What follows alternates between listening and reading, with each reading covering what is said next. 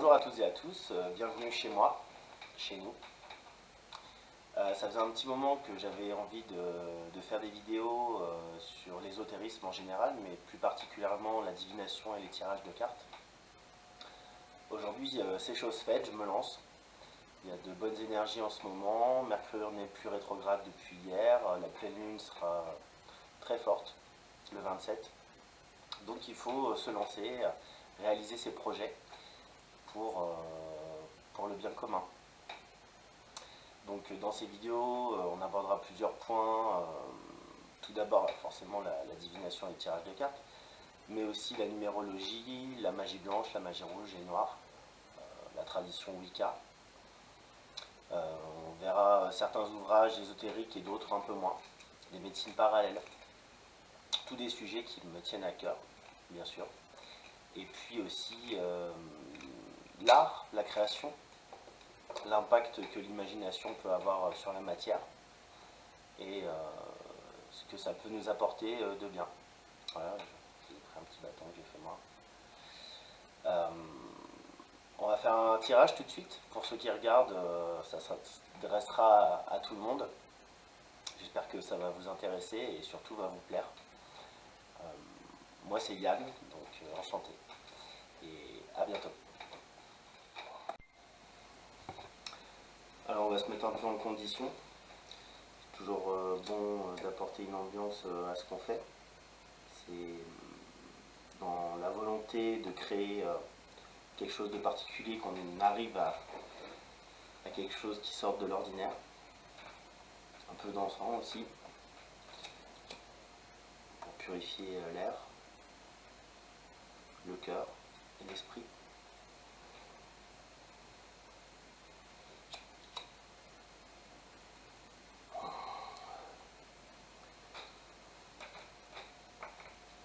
Donc je vais vous présenter l'oracle de la triade. C'est un jeu qui m'a été présenté au cours d'un voyage qui a eu une grande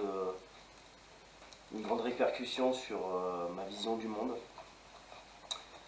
Il m'est arrivé plusieurs choses que je vous conterai une autre fois. Sur les mondes parallèles, sur les entités bénéfiques ou maléfiques qui nous entourent, qui se dissimulent à notre vue parce que nous ne sommes pas à même de les appréhender. C'est une conception du monde qui nous est propre en Occident. Le matérialisme prend le pas sur l'éthérique. Donc voilà, un jeu de 57 cartes avec des illustrations assez particulières. Il y a un mélange de numérologie, de cabale, de tarot forcément. C'est joli, ça donne envie de faire un tirage, forcément.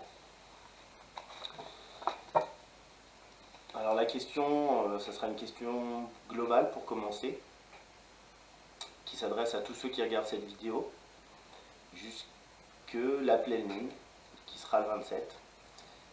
Donc la question en l'occurrence ce sera qu'est-ce qui attend l'humanité dans ces prochains jours, de bénéfique et de maléfique, et comment on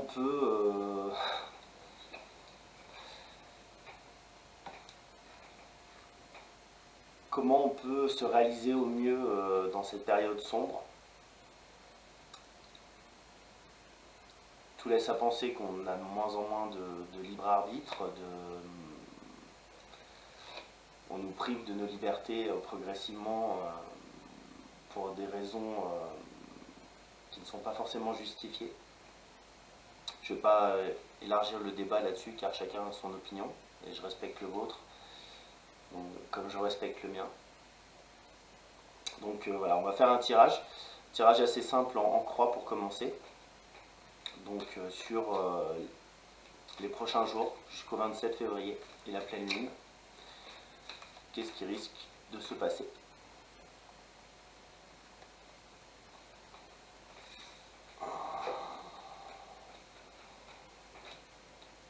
Donc la première carte, ça sera les forces en présence pour l'objet de la question. La deuxième carte sera les événements sur lesquels nous n'avons aucune prise. La troisième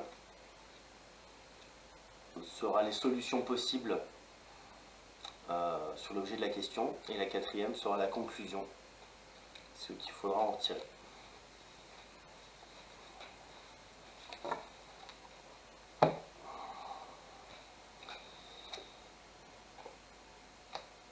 Donc là nous avons l'homme, carte centrale. L'homme c'est soi-même, l'aboutissement, l'achèvement de notre réalité. Recherche de fond et de forme pour grandir. Carte intéressante. Ça marche aussi pour les femmes, hein. Il y a la même en fait pour les femmes, mais là en l'occurrence c'est l'homme l'homme et sa folie de grandeur, de destruction. Ça va bien avec la question en l'occurrence, car nous sommes une majorité à laquelle on impose certains choix, et cette majorité est écrasée par une minorité. La deuxième carte, ce sera les événements sur lesquels nous n'avons aucune prise. Le pardon. Donc Jésus disait frappez-moi une joue et je tendrai l'autre. Doit-on pardonner à outrance ce qu'on nous inflige actuellement? Je ne sais pas, je pense qu'il faut effectivement pardonner les actes les plus répréhensibles afin de mettre devant le fait accompli ceux qui ont fauté. Le pardon est nécessaire à tout le monde, pour soi-même. Les gens qui ont beaucoup souffert d'actes pour lesquels ils n'étaient pas concernés à la base, s'en veulent, en veulent à ceux qui ont fait la faute, mais s'en veulent aussi d'avoir été assez faibles pour laisser faire ça. Et le pardon permet justement de grandir, d'accepter ce qui a été fait, et d'aller plus loin, de se transcender. Quand on pardonne à quelqu'un, on lui redonne la monnaie de sa pièce. Si on ne pardonne pas, on ne se pardonne ni à soi-même, ni à l'autre. Alors je peux comprendre qu'il y a des choses qui sont impardonnables, mais il faut essayer pourtant et le faire avec bonne volonté, pas simplement pardonner pour le dire, mais aussi pour le ressentir.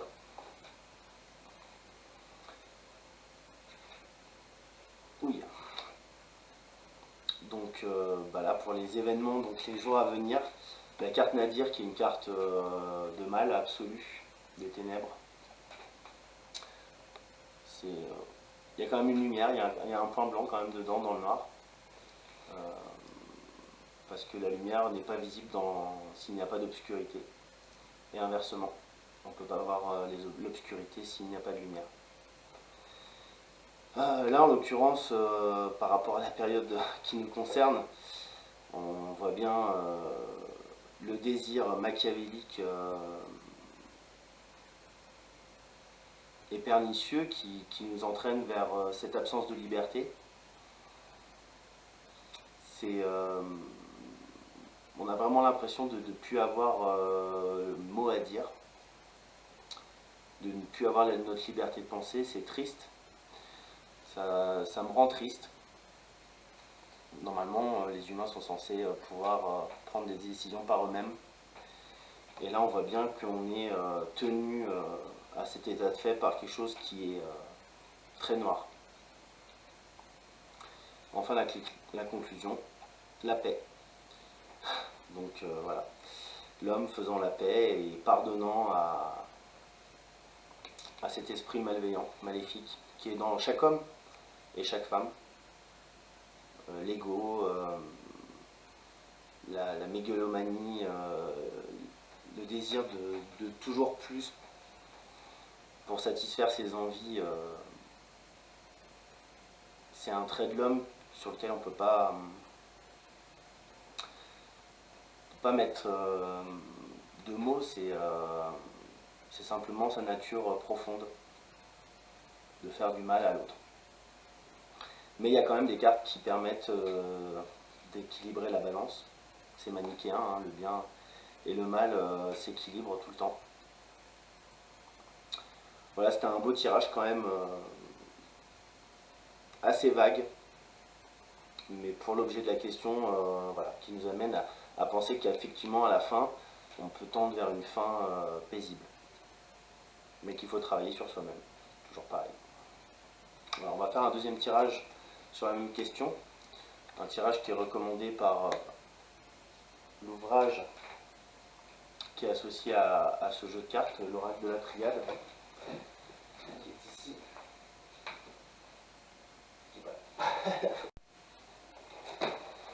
Qui est là. Donc quand on achète un jeu de cartes, généralement on aime bien savoir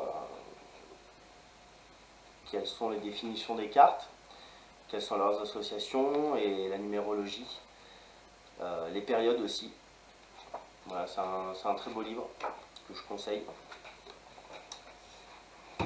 Et donc dans ce livre, il propose un tirage de l'oracle, qui se fait en 4 séries de 3 cartes, que j'ai un peu amélioré au fur et à mesure. Donc on va continuer avec cette question qui nous tient à cœur. Quels sont les événements qui vont se passer jusqu'à la pleine lune du 27 février? Ça s'adresse à tous ceux qui regardent la vidéo. Et ceux qui ne regardent pas aussi, du coup, forcément.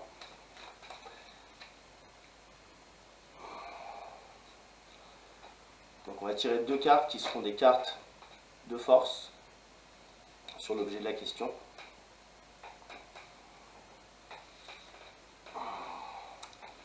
Les 3 premières cartes seront les cartes qui concernent l'objet de la question. Attendez, je vais quand même reprendre un petit pour être sûr de ne pas vous induire en état d'erreur.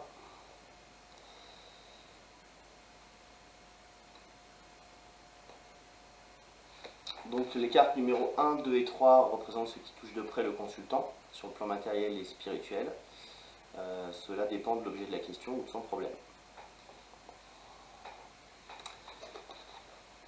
Les cartes 4, 5 et 6 représentent l'entourage du consultant et les événements extérieurs sur lesquels il n'a pas de prise.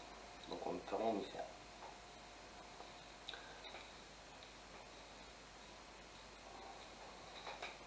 J'ai pas beaucoup de place. Les cartes 7, 8 et 9 représentent une directive ou un conseil par rapport à l'avenir proche.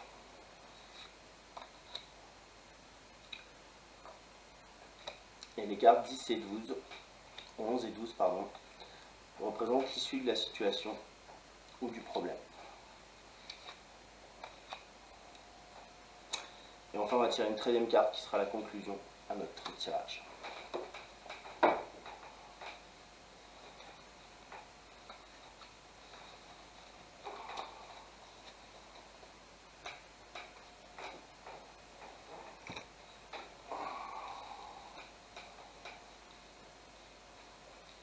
J'espère que vous allez bien voir. Donc les forces en présence sur l'objet de la question, l'épreuve et l'énergie. Donc dans tout cheminement, il y a des épreuves, des péripéties.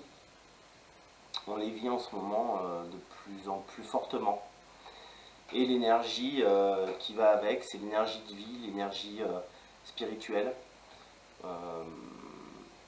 Tout ce qu'on voit actuellement diminue notre réceptivité et notre spiritualité.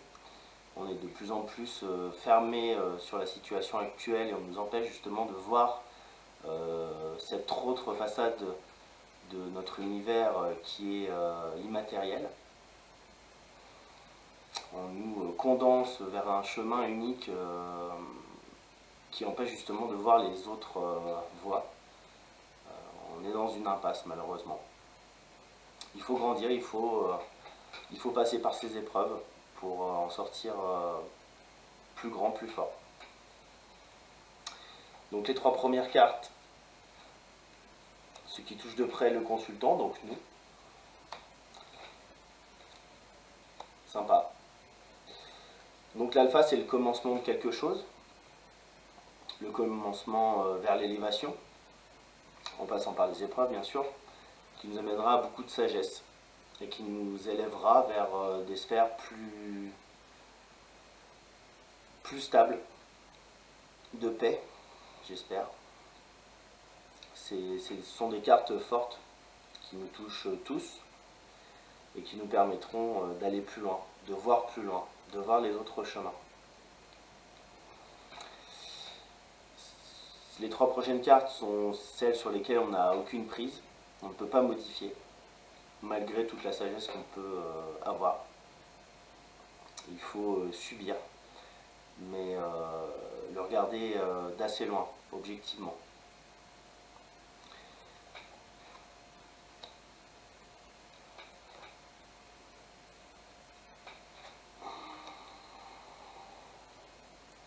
Donc l'eau, c'est la création de toute chose. Sur Terre, au début, la vie n'était... il n'y avait que l'eau et la Terre. C'est l'eau qui a créé et modelé le monde tel qu'on est. Donc il y a une volonté de création de quelque chose de grand, ou pas du tout. La pénitence nous ramène à la punition, à quelque chose que nous avons fait par le passé qui nous sera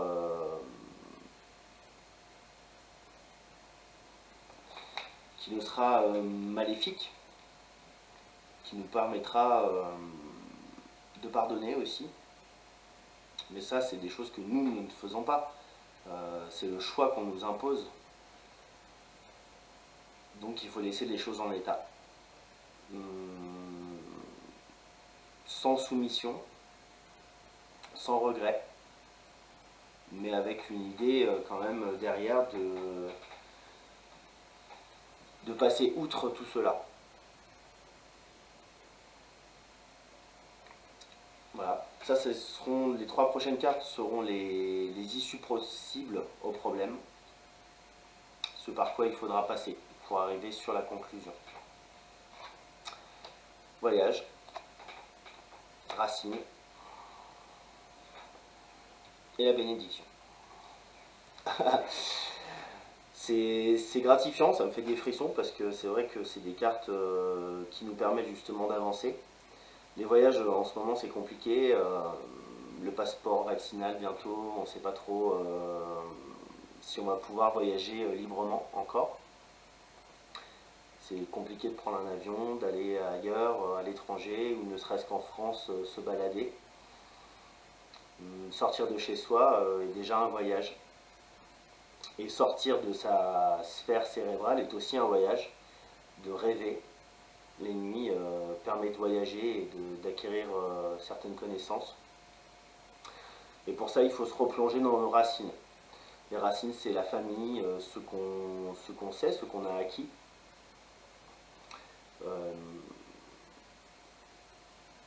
Il faut descendre en nous-mêmes, plus profondément, dans les racines, dans la terre, dans l'obscurité aussi, qui nous permet justement d'amener toute la bonne énergie vers les feuilles.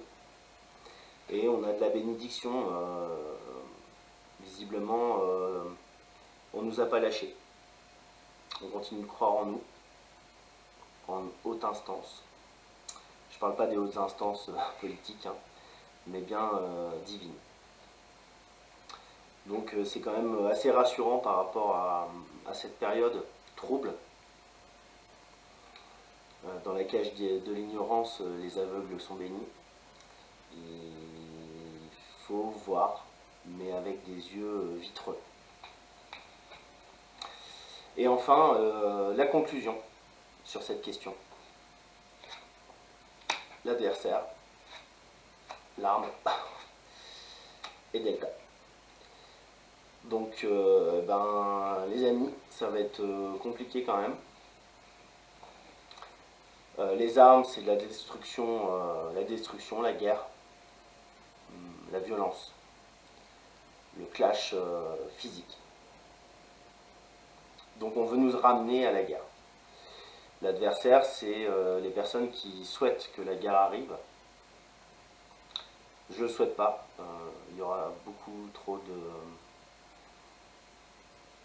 de maux, de mal-être, de mort, de peine, de famine, de faim. Ce sera une période trouble. De toute façon, il y a des guerres de tout temps, il y en a eu. Tous les 100 ans environ. C'est cyclique. Est-ce que c'est un mal pour un bien? Je ne sais pas, mais il faudra peut-être y passer. Et c'est Delta, c'est Dieu. Est-ce que Dieu veut ça? Je ne sais pas. Est-ce qu'il y a une espèce de purification qui est en cours, de rédemption? L'Apocalypse, le lever du voile. Il faudra aller jusqu'à la pleine lune pour le savoir. Il y a beaucoup de choses qui nous sont cachées, des guerres, des meurtres. Il faut aller plus loin et voir le plan global de Dieu, de l'univers. Voilà, c'est pas très rassurant, c'est sûr, mais on a quand même des cartes qui nous emmènent à penser qu'on arrivera à sortir plus fort de ces épreuves. C'est à nous qu'il incombe d'aller plus loin et de se sentir bien. Et enfin, la conclusion totale, c'est la science. La science qui est pour beaucoup dans la plupart des maux de ce monde, mais qui peut aussi les balayer tous d'un coup, très rapidement. La science, la vaccination, les armes, la science en crée beaucoup. C'est un adversaire de poids. Les labos pharmaceutiques et beaucoup de leurs décisions, des décisions gouvernementales qui sont prises actuellement sont inspirées de la science. Mais c'est aussi une carte qui peut être bénéfique. Tous les progrès qu'on a effectués depuis ces dernières années grâce à la science peuvent nous emmener plus haut. Voilà un tirage compliqué et qui va bien avec notre époque. Voilà, cette vidéo touche à sa fin. J'espère que ça vous a intéressé. Il y en aura forcément d'autres comme celle-ci. Et puis d'autres, comme je vous disais, il y aura d'autres vidéos un peu plus ciblées sur la sorcellerie, les médecines parallèles, sur tout ce qu'on aimerait comprendre, qu'on essaye de comprendre, mais qui s'échappe à nous. Il faut grandir, il faut passer par les épreuves pour gagner de l'énergie. Il faut de la sagesse pour s'élever. Il faut commencer quelque chose pour pouvoir acquérir des compétences. Il faut créer et prendre les bonnes décisions pour ne pas avoir à le regretter. Voyager vers ses proches, vers sa terre natale, avec beaucoup de bienfaits. Et éviter de se retrouver dans des troubles de la guerre, des gens qui veulent nous asservir, et se rapprocher du divin.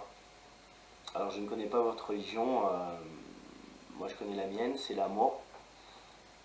Et l'amour qui est aujourd'hui confronté à cet excès de science qui nous emmène